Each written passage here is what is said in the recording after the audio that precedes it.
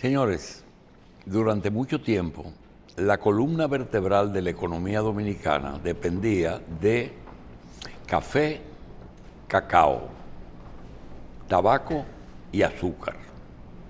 Posteriormente vino la economía de servicios, zona franca,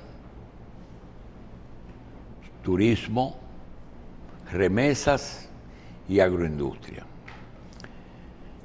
Turismo, en los últimos años hemos tenido una figura que por su trabajo, hay que reconocerlo, se ha centrado casi en la figura del turismo dominicano. Mediante esa gestión, él mismo ha roto sus propios récords de éxitos, que es David Collado. Sin embargo, tenemos una historia del turismo que viene desde alguien que fue director de turismo cuando Trujillo, de nombre Don Miguel de Moya, y posteriormente el señor Miolán, el señor Elis Pérez, Víctor Cabral, Felucho, Francisco Javier, muchos que han hecho su trabajo. Naturalmente amparado en una ley de turismo. Pero en el sector privado descubrimos en días pasados, con la presencia de Elis Pérez, participación que fue un gran aporte, no solamente al turismo, sino a información que estas generaciones no conocían, que nos entusiasmamos y llamamos a un amigo de toda la vida. Ese amigo no sabe de todo, pero hay dos temas que maneja desde el inicio de las actividades que se iniciaron aquí hasta hoy, que son turismo y diplomacias en América Latina. Se trata del amigo Pedro Desiderio Blandino y Canto. ¿Es así, verdad? Sí, señor. No me equivoco con los nombres. No, de ninguna Pedro manera. Desiderio Blandino Canto, Sí. quien quisiera recordarles que uno de los cargos últimos fueron cargos diplomáticos. Él es hotelero y diplomático. Fue representante del país en algunas naciones de Centroamérica. ¿Y Naciones Unidas? Y Naciones Unidas. En Naciones Unidas. También Pedro Blandino fue administrador del Jaragua en un momento en que una firma extranjera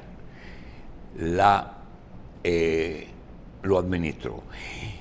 El Jaragua tiene una historia completa de diferentes tipos de administración. Ahí ha habido administraciones del Estado. Trujillo lo construyó. Fue el único hotel hasta llegar al embajador. El Jaragua fue administrado por el Estado. Fue ocupado como oficina de las fuerzas de ocupación en el 65. El Hotel Jaragua fue administrado por Holiday Inn, quien lo administró fue Pedro Blandino. También cayó en manos de los amigos, unos cubanos aliados a sectores militares dominicanos, que hicieron del Jaragua también una obra, tanto en los espectáculos. La primera gran discoteca fue Ubaldo, La Fuente se convirtió en un gran escenario para espectáculos. Lo hizo Santa Cruz y en el gobierno de Balaguer. También tuvimos la confiscación del hotel por parte de Jorge Blanco y pasó al Estado. Ese ha sido Corpo Hotel, ha sido Estado, ha sido privado, ha sido de todo. Pero últimamente está bajo la administración de una firma extranjera desde el gobierno de el doctor el del presidente Mejía. Pedro Blandino nos puede hablar de turismo, nos puede hablar de diplomacia, nos puede hablar de hotelería y nos puede hablar de varias cosas que aquí a veces no se hablan. También puede hablarnos de la necesidad de utilizar mano de obra extranjera, tanto haitiana como de otro tipo, así como si nosotros tenemos capacidad de administrar nuestros propios hoteles o si necesitamos las franquicias para lograr los pasajeros. Nos puede hablar de turismo, si es posible que se le cambie el nombre de visitante al turismo. Le damos la bienvenida a Pedro Blandino y quisiéramos que sea él el que nos diga qué cosas a él le preocupan que tiene ahora la oportunidad en cada una de las áreas en que él se ha desenvuelto. Pedro, primero, vámonos a lo último de la diplomacia. ¿Realmente existe la carrera diplomática en República Dominicana o depende de que te haya puesto Balaguer, Leonel, Danilo y que tú hayas cumplido 20 o 25 años en el servicio? Bueno, cumplí 40 en el servicio diplomático. Hay que ser justo con el gobierno pasado del presidente Abinader y cambios que se han suscitado y muchas oportunidades han mejorado, sin lugar a duda, y está en proceso hacia ese camino. Antes de entrar muy breve en algunos de los detalles que tú muy justamente, y eres de los pocos hombres en los medios que eres justo y muy serio en tus planteamientos. Yo te he seguido siempre. Pero antes de entrar en lo que tú expresaste, te lo agradezco mucho, sobre el tema haitiano. Al terminar la Primera Guerra Mundial y cuando se funda las Naciones Unidas en San Francisco, en 45, se crea lo que se llamó el Consejo Fiduciario de las Naciones Unidas, dentro de los 6 órganos principales. Y el instrumento que usaba ese organismo se llamó mandatos.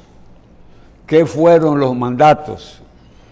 Eran las resoluciones de ese órgano que asignaba territorios o países que perdieron los que los colonizaron, y entonces fueron repartidos de acuerdo a los mandatos. Primer mandato, la potencia primera, segundo, la otra y la otra.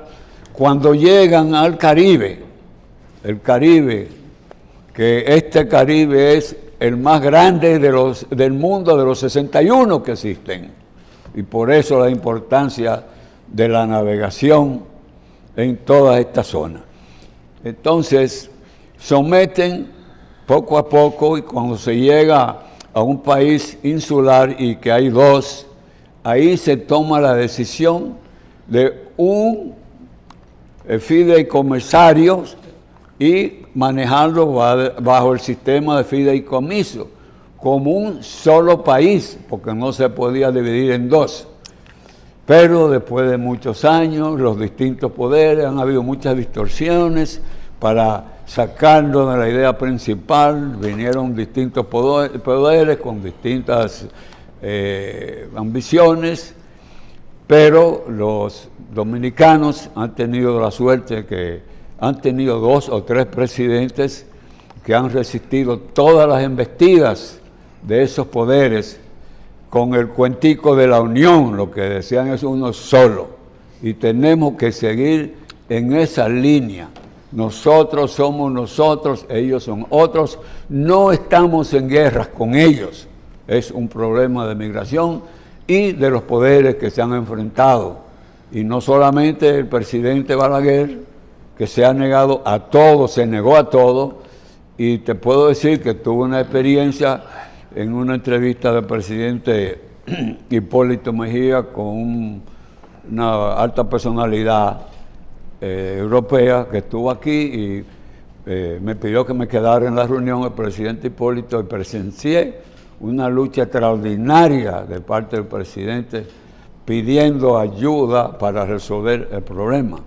Después tuve la experiencia con el presidente, con el gran dirigente político Peña Gómez, que yo respeté mucho y fuimos grandes amigos con el presidente Carlos Andrés Pérez.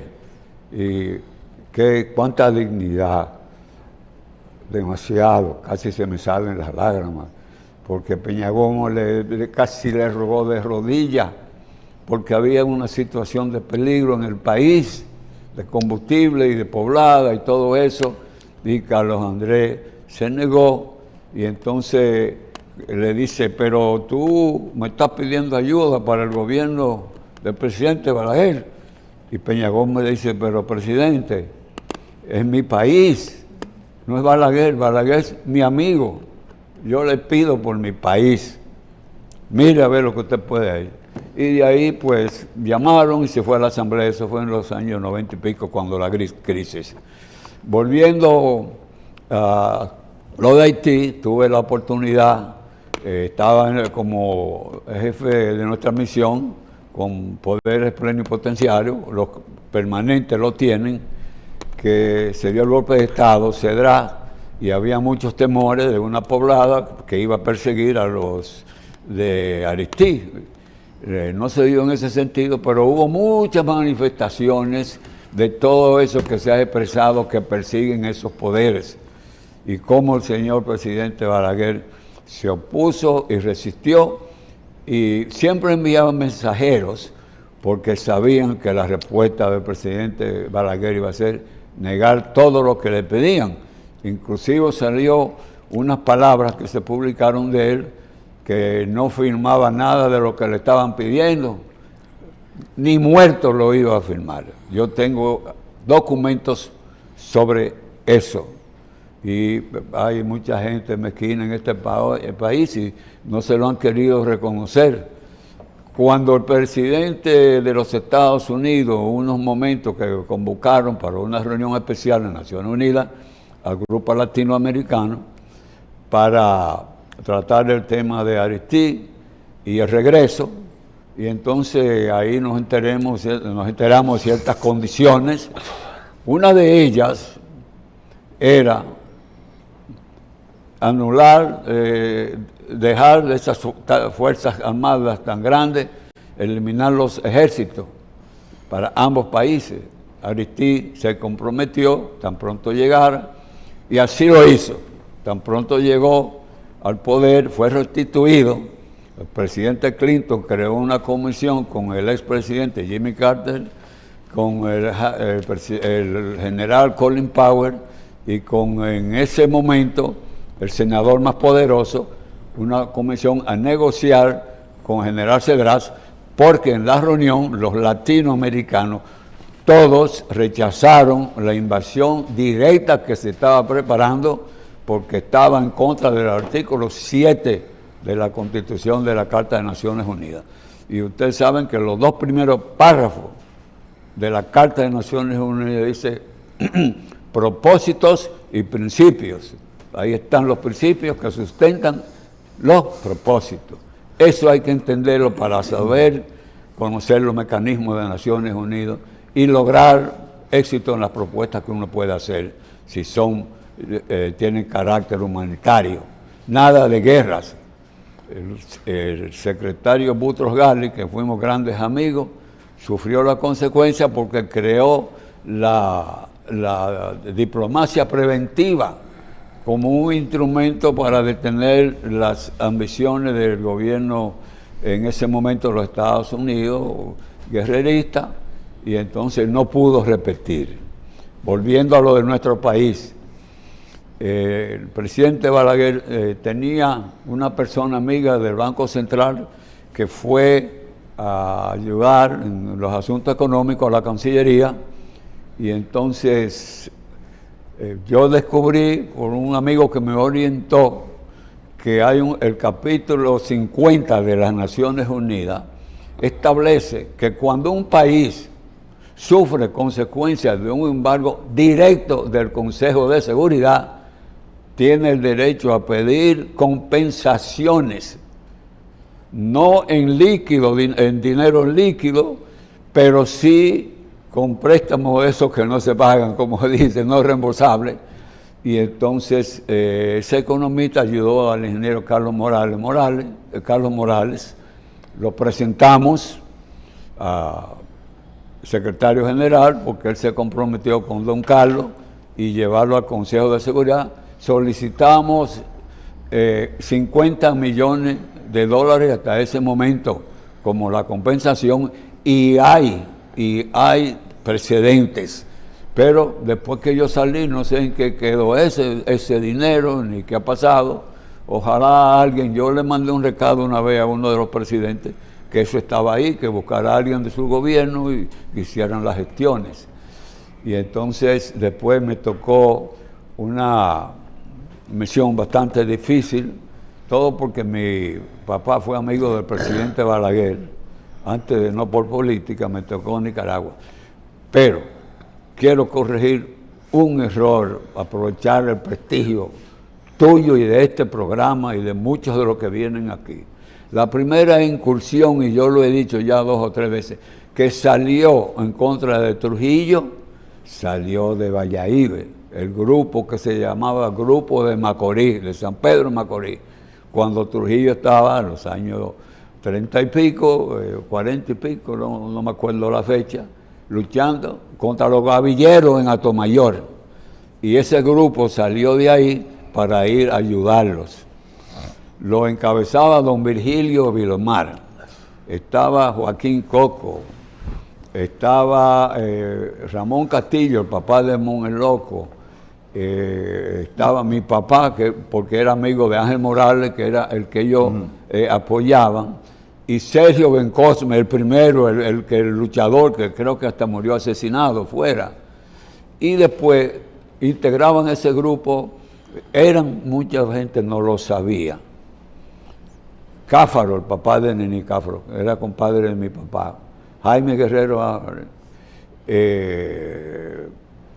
¿cómo se llama? Bebecito Martínez, el papá de Bello Andino y unos cuantos más. Se decía que Balaguer después, que Balaguer lo sabía, pero no había prueba. ¿Y cuál fue la prueba mayor? Cuando el presidente Balaguer llega al poder, le dio un trato preferencial a todos esos grupos. Algunos los nombró y algunos amigos cercanos. Y entonces, en agradecimiento, Balaguer nombró a varios, siguió su amistad con mi padre. Y cuando inauguramos, reabrimos el Hotel Jaragua, ¿te acuerdas, Julio? Que yo tenía un yeso. Y entonces ahí se le ocurrió y me dice, ven acá, que tú eres de Perico Blandino. Le digo, yo soy su hijo, señor presidente. Entonces tú eres Periquito.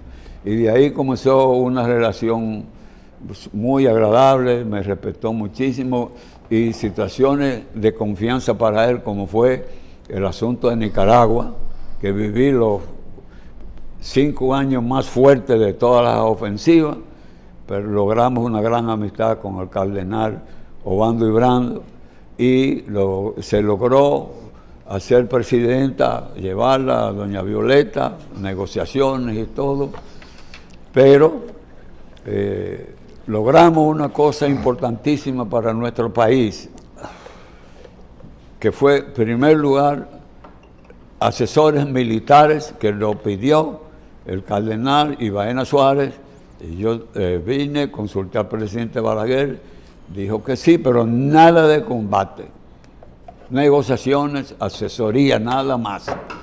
Y así fue, y cuando regresé a Nicaragua, el comandante Ortega, de ese entonces, aceptó, el presidente escogió los oficiales, fueron 3 principales y sus ayudantes de la Armada, porque la Armada Dominicana siempre ha tenido un prestigio bastante elevado, y entonces hicieron una gran labor que fue aprobada por los 5 presidentes que negociaron la paz de Nicaragua, y como testigo principal y todas las actuaciones con gran principalía, el cardenal Obando y Bramo, nosotros nos nombró ayudantes y amigos, y entonces se logró la paz. ¿En qué fecha El presidente fue eso? Balaguer. ¿En qué fecha fue eso en Nicaragua? Eso fue, yo estuve ya en 1986, 1990, la primera vez. La segunda vez, 2005 hasta el 2010 o 2011. ¿Somoza estaba la primera vez? ¿Perdón? ¿Somoza estaba la primera vez? No. El canciller, antes de don Carlos Morales, Milo Jiménez era canciller. Yo lo acompañé. Esto fue con Antonio Guzmán. Sí, yo lo acompañé, éramos muy amigos, y un mensaje que le enviaron para que se fuera, se negó, y lo que le habló, le dijo que celebrara elecciones, que ya él estaba en malas condiciones de su régimen, dijo que no, bueno, sufrió la consecuencia. Entonces... Pero Violeta Chamorro fue la primera presidenta después de Somoza, la primera democrática.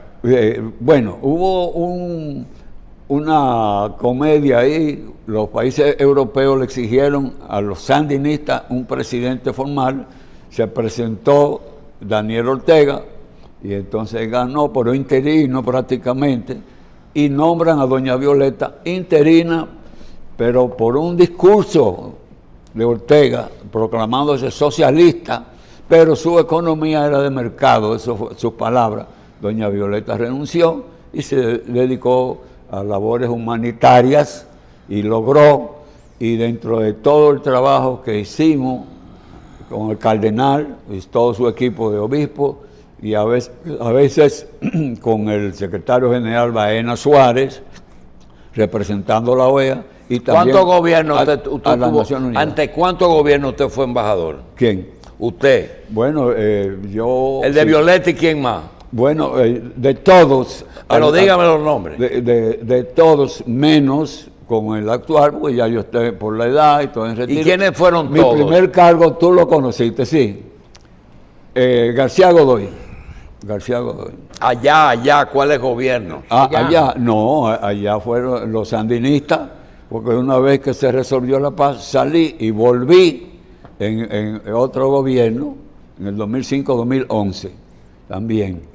Y entonces, lamentablemente, se orientó mucho a los candidatos presidenciales que llegaron después que sacamos a Ortega. ¿Fue el único país que usted fue en Centroamérica, Nicaragua? Sí, el único. Fui a una misión especial que me mandó el presidente Balaguer a El Salvador. Pero eso fue extraoficial. Cuando los irán contra, ¿usted no estaba? Sí. Sí. Sí, claro que sí. 86-90. Que el Congreso de los Estados Unidos le quita los fondos legales que le daban a la contra, y entendieron que había ya gobierno legal y eso no estaba bien. Le quitan los fondos y el presidente Reagan llama a las 24 agencias de inteligencia que existían en ese momento, y ahí es que se presenta Oliver North, y entonces tuvo que decir la verdad, se hizo responsable, que los recursos que le estaba pasando a los contras eran producto de venta de armas y de droga. Y entonces él asumir la responsabilidad, pues dejó limpio al presidente Reagan. Bueno, y entonces llegamos, se celebraron las elecciones del 90 y doña Violeta ganó lejos. Hubo intentos de los sandinistas de darle votos a 14 años y 16, pero todo eso fracasó. ¿Cómo llega a las Naciones Unidas usted? Bueno, las Naciones Unidas, a mí el presidente Balaguer, a través de Pedro Romero Confesor, me había enviado un recado que quería nombrarme como abogado del Estado, que había una situación, y Pedro me dijo, nos decíamos, bueno, y entonces me dice, es que yo no sé, él te tiene en la cabeza y quiere nombrarte. Digo, pero yo no puedo, porque yo soy muy amigo de Francisca, la esposa de Alexis, la conocí siendo jueza, una gran señora, y entonces la oferta que le hicieron a ella, que era la abogada del Estado, no le gustó, y después, como casi al año, se repite la situación y ella acepta, y entonces me nombran, pero yo traté de ver al presidente para decirle que la fecha que me iba a juramentar o no, y eso tenía que hacerlo el Procurador General de la República. Yo quería que fuera él, porque eso era un organismo que había mucha familia de él. ¿Qué tiempo usted es diplomático? Ojo, ¿Cuántos años? 40. Pero diplomático, ¿en qué países? Bueno, el país, lo que te dije, en Nicaragua 2 veces, una misión especial en El Salvador, y en Guyana. El problema que ¿En dónde? En Guyana, una misión especial que el canciller Pero Hugo siempre Tolentino, fue embajador adscrito aquí. Sí, Cuando no estaba allá, estaba aquí. Sí, fui encargado de Mire, asuntos lo europeos. más importante Sí. no es su carrera, Sí, sino lo que usted presentó. ¿Cuáles son Sí. los hechos más relevantes que usted ha visto en sus 40 años? Bueno, primero, las grandes ofensivas militares en Nicaragua y llevar la asesoría de militares dominicanos sin participar en combate. Y además logré que los 5 presidentes aprobaran la labor que hicieron el contraalmirante Santana y sus ayudantes, que participaron cuando se entregaban y se rendían los contras, donde estaban los refugios, las armas y todo eso, y se salvaron vidas. Y de ahí, Naciones Unidas, el problema haitiano, cuando se presenta que el Consejo de Seguridad quiere ejecutar un embargo, y un embargo del gobierno norteamericano directo, porque existían 2 embargos. Entonces, ahí se inicia también otro proceso sumamente difícil. Entonces, el presidente Balaguer no aceptaba de este lado nada que fueran tropas. Entonces, en una recepción, en un lugar público, celebrando lo de Naciones Unidas, yo me reuní 2 veces en recepción. La primera vez, el presidente Clinton me dice, embajador, ¿cómo va el asunto haitiano? Tenemos que resolver eso. Digo, sí, señor presidente, estamos ejecutando el embargo, pero tenemos algunas dificultades porque es muy irregular la frontera y extensa. Y entonces me dijo, no se preocupe, eso lo vamos a resolver. Pedro. Entonces me dice, usted va a recibir una llamada de nuestra embajadora de Naciones Unidas y el equipo del señor vicepresidente, que es que me está trabajando los asuntos haitianos, se va a reunir con usted. Bueno, bien. A los 2 días me llama la señora Albright y para la reunión, que si podía hacerlo en la misión nuestra. Digo, es muy pequeña. Digo, vamos a hacerlo la de ustedes, yo no tengo problema en eso. Es un edificio de 7 pisos y un penthouse. Hay 22 oficiales de inteligencia. Yo fui solo, se lo expliqué al presidente Balaguer. Pedro, cuando ahora legalizaron a la carrera diplomática, que un grupo fue declarado de carrera diplomática, ¿lo incluyeron a usted? No, pues yo pedí la pensión mía. Hacía mucho tiempo que me tocaba a mí por años y por edad, pero el ingeniero Carlos Morales me decía, no, quédate aquí, Pedro, yo quiero aprovechar tu experiencia, no la pido. Pero ¿cuál es la situación ahora? ¿Usted está jubilado? Yo estoy pensionado hace un año, yo lo pedí. ¿Como embajador? Privilegiado. Claro que sí, como embajador. ¿Puede ser utilizado de nuevo o no? Bueno, si lo desean, pero hay que dar oportunidades. Pero yo aconsejo y he guiado a varios jóvenes y doy clases virtuales ahora con lo de la pandemia, en la Universidad Católica Santo Domingo, asuntos, historia de los organismos. Yo me he especializado, además de diplomacia, claro, es parte, Y entonces vivimos una gran experiencia con lo del embargo de Haití. Ok. En esta situación, Ese, que el no, asunto no. haitiano se pone más difícil. Mucho el más. problema de varios países latinoamericanos que tienen algunas posiciones contra Estados Unidos. La gestión de Luis Abinader y la gestión de Roberto Álvarez, que no es que toma la decisión, porque el presidente es el jefe de la diplomacia. Claro que sí. Díganos cómo juzga y qué recomendación le haría para que corrijan algo que usted ve que no va bien. Bueno, el problema fundamental ha sido, porque en nuestra época no habían bandas en Haití, no habían empresarios de ninguno de los dos lados financiando parturientas y financiando otras cosas. Y ha tenido que enfrentar esa situación tan difícil y peligrosa, además de las potencias, sectores privados negativos que también están cooperando con eso. Eso lo sabe todo el mundo y no es fácil. Es difícil y llevar la política de convivencia pacífica de Gromyko, el famoso canciller ruso. Y entonces, en ese sentido, tenemos que buscar más apoyo, pero que se respete más el dominicanismo.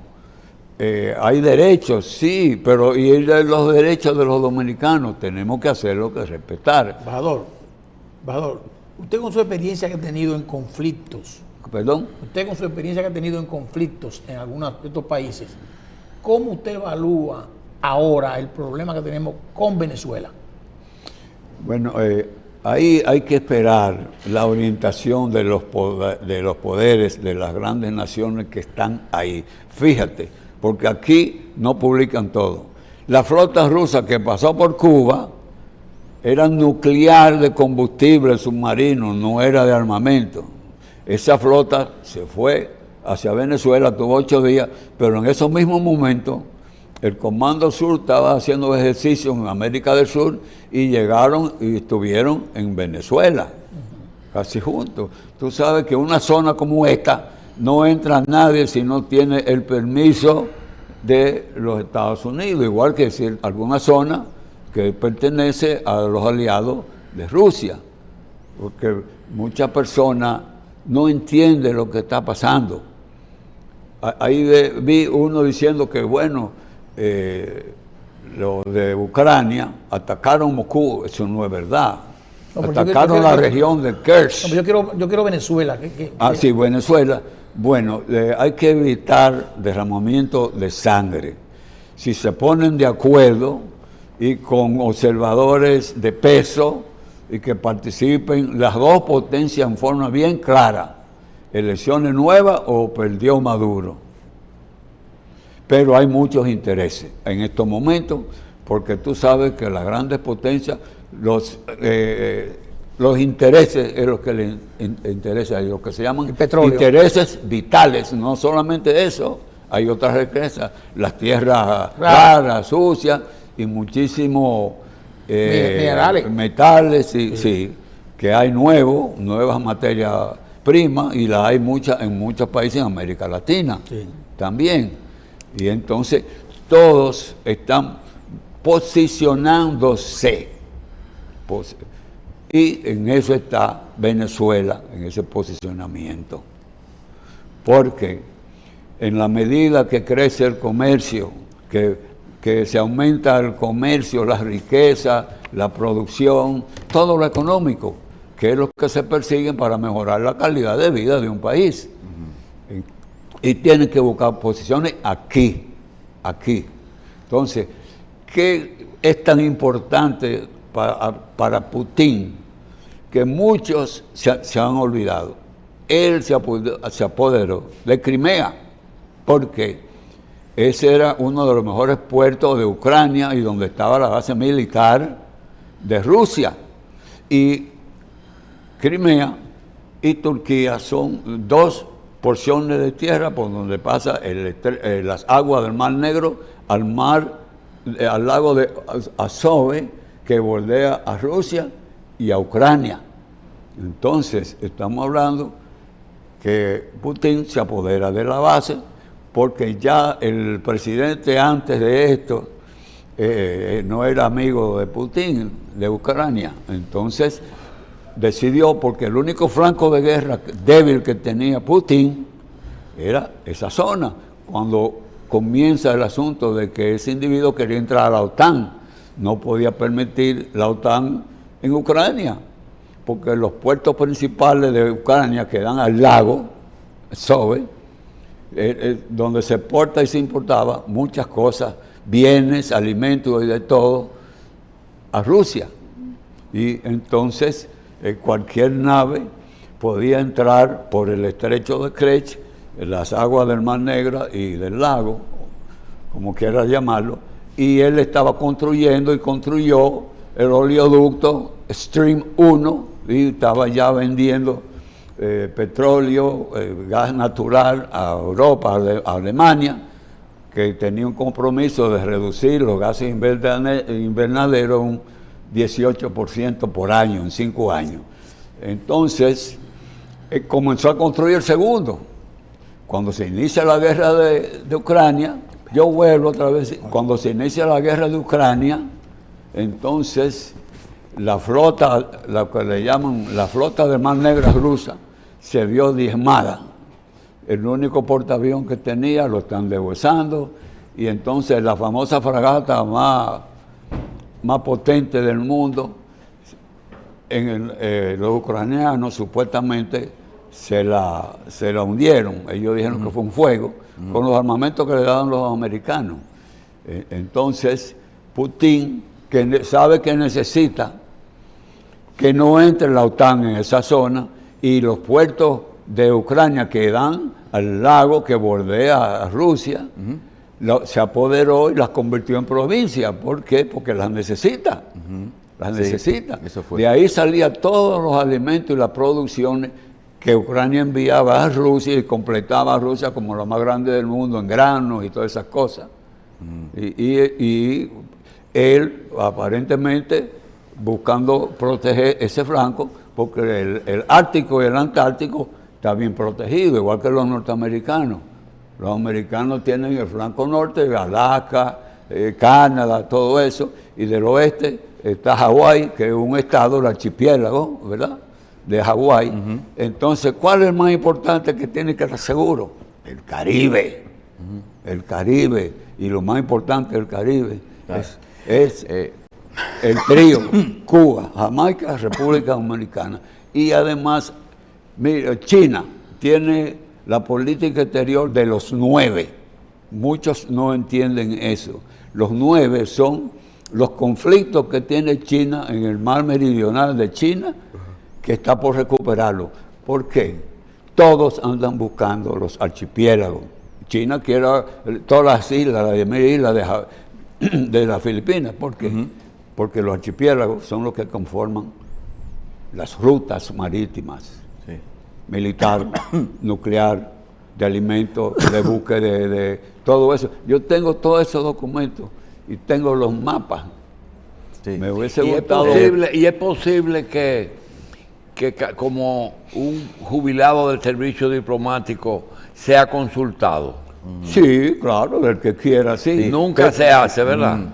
Sí, se hace mucho. Han habido casos en Cancillería de algunos embajadores, le firman un contrato para que siga recibiendo su pensión, y un contrato privado, o pide la asesoría y uno la da gratis también. No hay problema. Pero nuestro país tiene que saber la situación geopolítica, porque mira, en estos momentos hay 4 portaaviones por ahí, por Irán y el mar de Adén, Irán, de todos esos mares por donde están el petróleo de las monarquías, como le decían a los petroleros. Está el estrecho de Hormuz, está de Malaca, está el estrecho de la Mandel, que son los 3 más grandes del mundo, y tiran entre los 3 más de 60 millones de barriles diarios casi. Señor embajador, Aquí siempre todos los días leemos una efeméride y de vez en cuando en esas efemérides aparecen de los primeros convenios internacionales de la Fundación de la República Dominicana. 5 puntos. Paz, amistad, comercio, navegación y extradición. Entonces, sí, yo soy experto en extradiciones, porque sí, tú sabes, exactamente. Entonces, y ahora mismo entonces es comercio. Lo único que porque antes se medía una gestión diplomática por el nexo que establecía con un país y la cooperación. Pero ahora vemos que todo es en función de los negocios que se hacen. Pero no lo han dado claro y no lo entendemos. Los intereses vitales y la defensa de las estructuras internas. ¿Cuáles son las estructuras internas más importantes de los Estados Unidos? Que muchos no lo saben. Todo ese litoral que va desde California a la Florida, ahí en el sur, hay 490 puertos de enviar y de recibir. Sí. Tú no haces nada con tener mucho para exportar si no tienes cómo ni de dónde, y protegerlo y traer también. Por eso estas 3 potencias están atrás de los archipiélagos, que es donde están las islas y las rutas. Yo te tengo toda la información en cualquier momento. Me hubiese gustado que pusieran eso en el mapa. Mucha gente habla de eso y no sabe dónde están. No, es cierto. Pero mire, ahora que usted, qué lástima que ya casi terminándose el programa, que usted no habla de, que usted sabe mucho de extradición. Actualmente, ¿cómo 3 horas. Y de turismo quiero hablar más porque han sido muy injustos. Miolán lo hizo todo para este país en el turismo. Convenció a Balaguer, que invirtió y le permitió todo. Financió la primera convención mundial de la ASTA, Asociación de Viajes.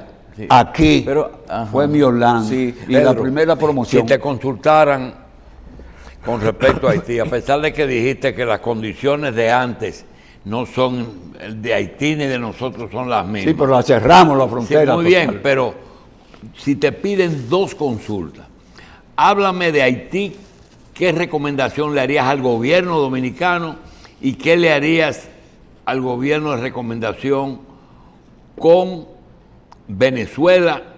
Y una muy delicada, tú siempre has sido un amigo de Estados Unidos. Sí, no lo digo. A eso tú nunca has tenido duda. Ahora, la incondicionalidad que tenemos con Estados Unidos, ¿deberías de seguir? No puede ser tan incondicional porque ellos respetan postura. Por ejemplo, breve, el presidente Balaguer se sentaba, obligaba a negociar y todo, a sabiendas que algunas cosas tenía que aceptarlas, pero se sentaban y lo respetaban. Hay que darse a respetar en ese sentido, ¿no? Pero eso era Balaguer, todo el mundo no puede ser Balaguer. Y entonces hay que dar comida. Nosotros en ese embargo, el primero, aunque era todo distinto, planificamos por orden del presidente Balaguer con el general Rojas Tabar vuelos humanitarios, 4 o 5, comida, porque el presidente decía, el problema de Haití en estos momentos es de comida, no es de empleo. Y entonces el que llegue ahí, que diga que es autoridad, ustedes le entregan y salen de una vez. Y el general, me puse a hablar con el general Rojas Tabar, porque era un amigo y un sobrino mío era coronel piloto, mano derecha de Rojas Tabar, que era coronel en la Fuerza Aérea. Pero hicimos el plan, entonces también él dijo, cuando manda a cerrar a Villanueva, y le hizo una reunión yo con ellos ahí todos, ya para finalizar, cierra la frontera que no pase ni un mosquito. Bello, paga toda la comida de esos vuelos humanitarios, ¿ves? Para que no vayan los empresarios a querer pasar, ya le pagamos y le compramos la comida. Bien, Pedro, te vamos a dar las gracias. Si se presenta cualquier consulta nuestra, yo creo que tú tienes capacidad. Mira, no, esto es tuyo. Esto te lo tengo que yo dar. Y cuando tú quieres explicártelo y que tú lo digas, no lo tiene nadie.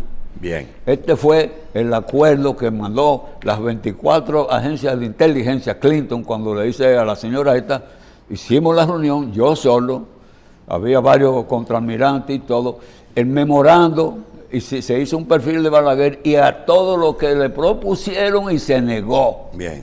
Y trajeron un emisario a traerlo y conmigo. Bien. Y Balaguer dijo, ponlo ahí, Blandino. Y más nunca, mira, Bien. le echó un cubo. Sí. Ojalá, no lo firmó. ojalá el documento nos sirva de experiencia en este momento. Ay, perdón.